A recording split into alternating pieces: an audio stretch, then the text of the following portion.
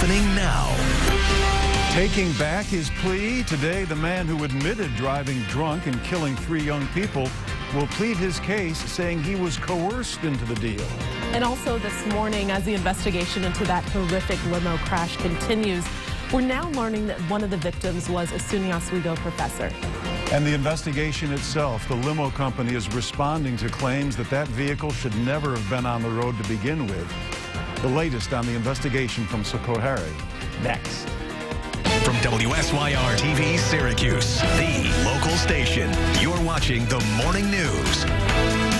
And a good Tuesday to you. I'm Jennifer Sanders. Thanks so much for joining us. I'm Dan Cummings. It's 6:31 right now. Full coverage on all the details from the Schoharie limousine crash. First, though, we'll check in with Kate Thornton, because, Kate, it's really Monday for the school kids. They had yesterday off. Yeah, a lot of them had the 3-day holiday weekend. So back to the grind today with school and work. I'll have your full forecast in just a few minutes.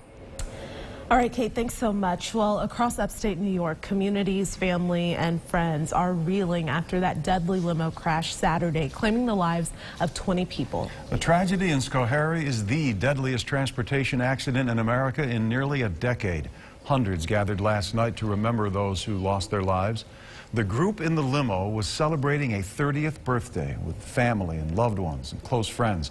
The driver and 2 people in a parking lot were also killed in this horrific crash, and new this morning, as those families mourn, the limo company is responding to those shocking details. The governor is claiming that the limo should never have been on the road. News Channel 9's Farah Jadrin joins us now live in studio. Farah, what's the limo company saying about this? Well, Dan, Jennifer, they say they're shocked, saddened, and searching for answers like everyone else. New this morning, Prestige Limo's lawyer telling us they believe the 2001 Ford Excursion limo did pass state inspections and was safe to be on the road. A source briefed on the investigation tells us the Schoharie County District Attorney has already been brought in anticipation of criminal charges. Dan? Farah, thanks. You stay right here on News Channel 9 for more on this investigation. ABC's Good Morning America at 7 a.m. will have the very latest on the investigation into the limo company and what happened there in Schoharie. Well, new this morning, we are hearing from those first responders called to this horrific crash that happened over the weekend. Investigations aside, the fire captain called it a nightmare, telling us that his crews are trained, but not for the aftermath of something like this. My guys jumped off the truck. They grabbed the jaws. I fired the jaws up. They went down there. Within 2 minutes, they had that car open. We were pulling bodies out. They were still alive. And we kept going.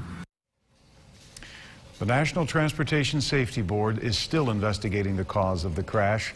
If they know anything, they aren't saying it publicly yet on the cause of that accident. And we've now learned that a professor at SUNY Oswego was one of those killed in the crash. A family spokesperson confirming Brian Huff was one of the 2 killed outside the limo in that parking lot of the Apple Barrel Country Store. SUNY Oswego is still awaiting official confirmation of Huff's death from New York State Police. But the president of the university saying, quote, "In a short time, Brian became a major part of the campus family. He was a dedicated faculty member who inspired students," end quote. A Watertown couple was also killed in the limo crash. Mary and Rob Dyson were in that vehicle. Mary is a Clarkson University graduate. She was working for the Syracuse-based Upstate Construction Services Company in Watertown. She was also a coach at a local CrossFit gym. Friends say they're struggling to find any words to describe how they're feeling right now. It really makes you question your faith at a time like that. You know, how can God take away so many people at the same time and leave kids without parents? But so I guess I definitely found it hard to find the words to pray. I didn't really know what to pray for at the time. So I just prayed for healing for their families and for the kids. Much of Mary's family was wiped out in this accident. Mary was one of 4 sisters killed in the limo crash, all of them in that vehicle celebrating her sister Amy's 30th birthday. We have full coverage on the tragedy in Schoharie online at localsyr.com. Well, time now is 6:37. Anthony Schoharie, who admitted to driving drunk and causing the crash that killed 3 OCC students in February, will be back in court today for a hearing to discuss his attempt to withdraw the plea deal that he agreed to back in July. So just last month, Schocharie's attorney asked the judge to release him on bail as he awaits sentencing. When the judge refused the request, Schoharie said that he wanted to take back the plea deal that he agreed to. I was forced into this plea deal. I was coerced into taking this plea deal under false pretenses. I'd like to withdraw my plea. He's a coercive little manipulator. He knows exactly what he's doing. He's trying to drag this out. The reality of 10 years, maybe 20 years or longer is beginning to set in on him. And notice that none of his comments have anything to do with the fact that he took 3 lives. Judge Doran asked Schocharie's attorney and the district attorney for written statements over withdrawing the plea agreement and could issue a decision as early as today. 6:38 right now. Syracuse University is taking the next step to building that new roof for the Carrier Dome. The project, part of a $118 million investment from SU to improve the stadium. Today, SU representatives will go before the Syracuse Planning Commission to present the details of the roof replacement application.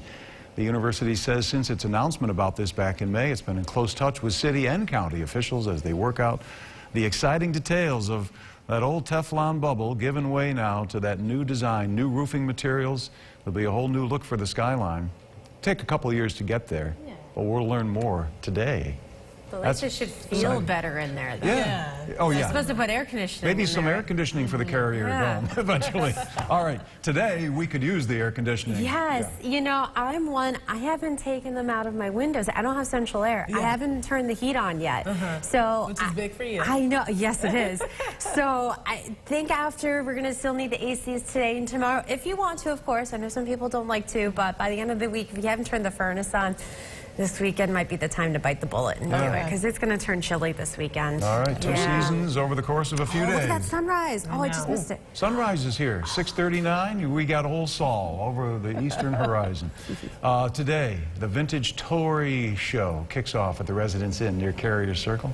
Well, one of the most classic toys is Mr. Potato Head, of course, an all-time favorite. The original Mr. Potato Head did not contain the potato body. You had to provide that for at least a couple of years. That's our question of the day. How long did it take the Mr. Potato Head toy to include the potato body?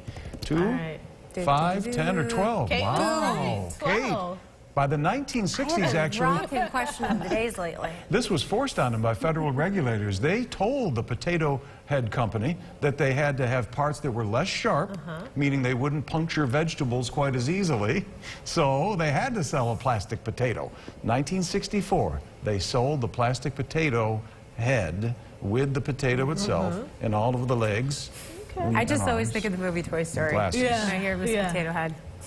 Used to have glasses just like this, Mr. Potato Head. Actually, they were round, weren't they? Anyway, there you go, toy fans. 6:40 coming up on 6:41. Time to take a break. If you're just waking up, guess what? You better get your veggies, potatoes, and otherwise at the farmer's market in downtown Syracuse today, because it's the last day it'll be open for the season. Oh, in Florida, on high alert again for a hurricane. Michael. Michael, roll the boat ashore. All right, also coming up this morning in our Cool Schools at 6:50, if you are dreaming of heading back to gym class, this is for the parents, well, dream no longer. We'll head to the Syracuse Latin School for Take Your Parent to PE Week. Amazon stock has been on fire the past few years, but is it too late to get in? I'm Rick Reagan. We'll look at the numbers in Money in Your Pocket Minute. You're watching the Morning News with Dan Cummings, Jennifer Sanders, and Storm Team meteorologist Kate Thornton with Central New York's most accurate forecast. News Channel 9, the local station. All right, just waking up after the break, we've got the very latest on the tragedy in Schoharie as the limo company comes under increasing scrutiny following that deadly crash.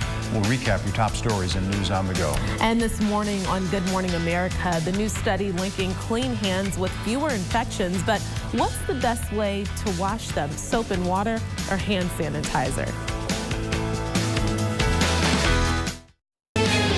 Now, your News on the Go.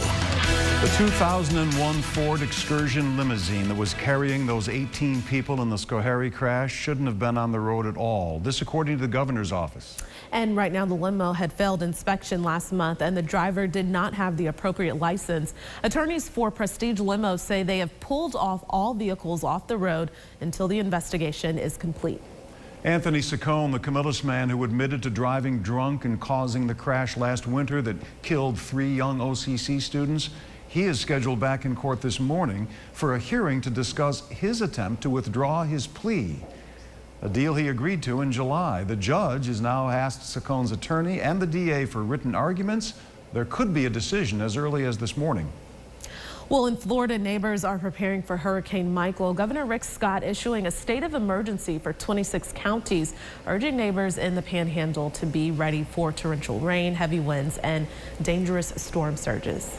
Well, it's the last day of the downtown Syracuse Farmers Market at Clinton Square. This year marks the 46th season for the market. Regional produce, flowers, food, and so much more. Again, for your last chance this year, the market at Clinton Square from 7 a.m. to 3 p.m. We're going to feel like summer harvest season today, absolutely. Kate. I mean, it's 70 out now, and our normal high temperature for this time of year is 63, so already off and running to a warm start to the day, 71.